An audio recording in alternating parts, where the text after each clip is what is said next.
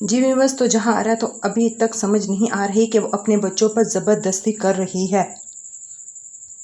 ज़बरदस्ती अपने बच्चों पर अपनी मर्ज़ी मुसल्लत कर रही है और अब उसे ये फ़ैसला कर लिया है कि अपने बेटे रज़ा की अब वो दूसरी शादी करेगी और अब वो हर हाल में रज़ा की दूसरी शादी करना चाहती है और किसी सूरत में करवा कर रही हो। अब रज़ा को भी ये बात मालूम हो चुकी है कि उसकी माँ अब उसकी दूसरी शादी करना चाहती है।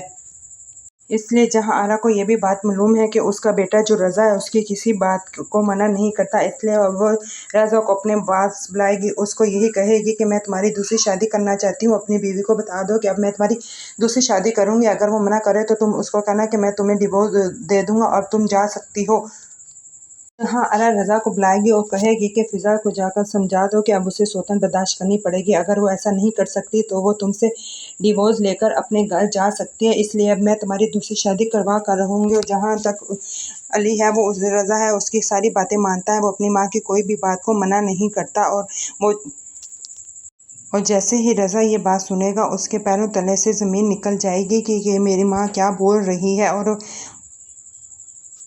फिलहाल तो रज़ा ने अपनी माँ को एक ही इस बात से इनकार कर दिया है, लेकिन जब वो जाकर फ़िज़ा को कहेगा, फ़िज़ा कहती है कि तुम्हारी माँ तुमसे हर बात मनवाती है, इसलिए मुझे यकीन है कि वो तुमसे नाजायज़ बात भी मनवा लेगी और तुम अपनी माँ की किसी बात का इनकार कर नहीं करोगे और तुम अपनी माँ की बात को मान भी जाओगे और तुम दूसरी शादी भी कर लोगे। लेकिन तुम ये क्यों नहीं कह सकते, इसलिए वो तुम्हारी हर नाजायज़ बातें तुमसे मनाती है, इसलिए तुम उनकी हर नाजायज़ बातें मान लेते हो। मुझे पूरा यकीन है कि तुमसे ये जो काम हर बात वो मना लेते हैं, इसलिए तुम्हें अब शादी का कहेंगे और तुम उनकी बात